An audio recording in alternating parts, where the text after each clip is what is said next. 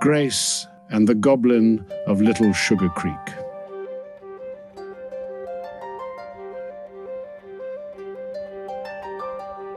Now I shall tell you another true story about Grace Whittaker. And if you doubt a single word of it, you may go down to the old bridge that spans Little Sugar Creek and press your ear against the mossy wood. For the bridge remembers everything that has ever happened upon it. 5 years had passed since the night Grace crossed the dark hills to gather the healing flower for her father.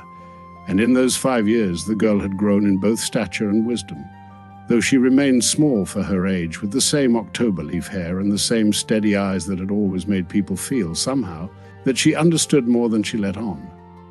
She still walked with her hickory crutch, and she still wore it as comfortably as other girls wore their Sunday shoes, for it was as much a part of her as her own hands. Her favorite place in all of MacDonald County was the old wooden bridge where the wagon road crossed Little Sugar Creek, about a quarter mile below the Whittaker homestead. It was a modest bridge, nothing grand, just heavy planks laid across stone pilings that the creek had been trying to undermine for 30 years without success. In the long summer evenings, Grace would make her way down the path and settle herself on the bridge's edge with her legs, or rather her one leg and her crutch, dangling over the side, and she'd watch the water slide beneath her in its endless, unhurried conversation with the stones below. It was the kind of place where a person could think clearly, or better still, forget about thinking altogether. On a September evening in 1885, when the sycamores along the creek had just begun to go pale at their tips and the air carried the first faint rumor of autumn, Grace was sitting in her customary spot, trailing her fingers in the cool air above the water. The sun had slipped behind the ridge, and the shadows were thickening in the hollows. She wasn't worried. She knew every sound this creek made and every shadow it threw, and she'd never been afraid of the dark in this special spot. Dewberry had once told her that Little Sugar Creek was a friendly place, as far as such things went. It was precisely then that she heard something she didn't recognize, a low, wet sound from beneath the bridge, like someone turning over rocks in mud. Grace went still and listened. The sound came again, closer now, and with it a smell that she could only describe afterward as the inside of a very old and very unwashed boot. Then a hand appeared on the edge of the bridge planking, a gray-green hand with knuckles like walnuts and fingernails the color of creek mud, and up over the side came the most repulsive creature Grace had ever laid eyes on. It was about the size of a 10-year-old boy, but there the resemblance to anything wholesome ended. Its head was too large for its body, its ears swept back like a bat's, and its eyes were the yellow of old tallow candles, with pupils narrow as pine needles. It wore what might once have been a coat, though now it resembled something a crow would reject as a nest. When it grinned, which it did immediately upon seeing Grace, it displayed teeth that were numerous and entirely the wrong shape. Grace's heart knocked hard against her ribs. She knew, in a way that a person knows a thing before their mind has time to reason it out, exactly what she was looking at. Dewberry had described goblins to her once, on a quiet evening by the water, and the fairy's voice had carried a gravity Grace hadn't heard before or since. "They're the adversaries of our kind," Dewberry had said, "and they don't do anything without wanting something in return. They'll dress their wanting up in kindness, and that's when they're most dangerous." "Well now," the goblin said, and its voice was surprisingly smooth, like grease on a skillet. "Here's a pretty little sparrow sitting all alone. Aren't you afraid out here by yourself, little sparrow?" Grace looked at it steadily. Her father had taught her that most animals, when they posture and preen, are covering up their own uncertainty, and she suspected this principle applied more broadly than her father had intended. "I'm not alone," she said, which was the simple truth, for Dewberry was never far when Grace was near the creek. The goblin's yellow eyes narrowed slightly, and something moved behind them, a flicker of calculation.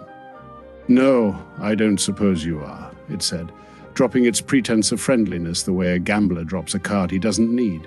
"You're the girl the fairy is fond of. I know who you are, Grace Whittaker, and I know what your little glowing friend has told you about my kind." It settled itself on the bridge, railing with an ease that suggested it was accustomed to sitting in places where it wasn't welcome.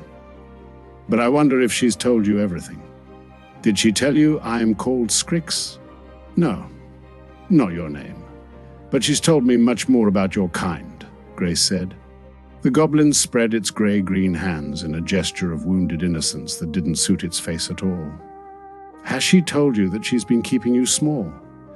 That every evening you spend beside this creek, listening to her lessons and her songs, is an evening you haven't spent growing into the world? Fairies keep their favorite people close, little sparrow. It suits them to have someone to visit. It tilted its enormous head and watched her the way a heron watches a pool. I could show you things your fairy friend never would. Paths in these hills that lead to places worth going. Power that doesn't come wrapped up in flower petals and lullabies. Grace was quiet for a moment.